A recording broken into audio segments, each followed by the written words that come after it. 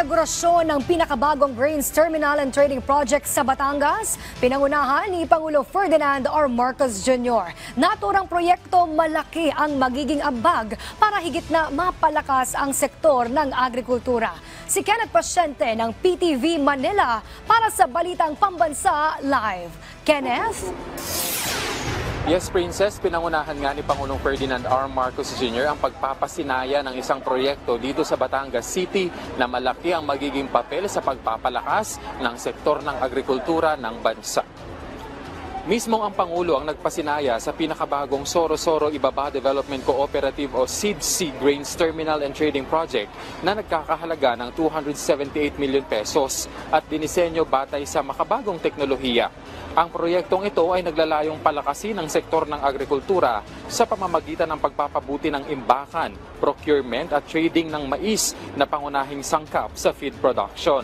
Ayon sa Pangulo Princess, magbibigay daan ang pasilidad na ito para mapalakas ang supply chain sa pamamagitan ng pagpapaigting ng yellow corn production, na isa sa mga pangunahing sangkap ng feeds na kritikal naman sa pamumuhay ng mga local farmer. Kaya kung mataas ang produksyon, matitiyak anya na mababawasan ang kapital ng mga magsasaka pero tataas ang kanilang kita.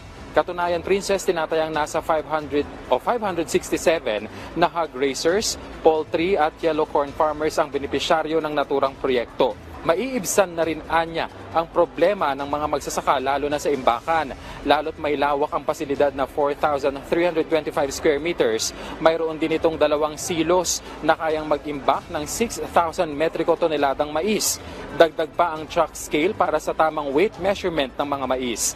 Binigyang diin naman ng Pangulo ang kahalagahan na umanib ang mga magsasaka sa mga kooperatiba para mas maging isa ang kanilang boses. Inatasan na rin ng Presidente ang DA na makipag-ugnayan sa Cooperative Development Authority para mailapit ang mga magsasaka sa mga kooperatiba.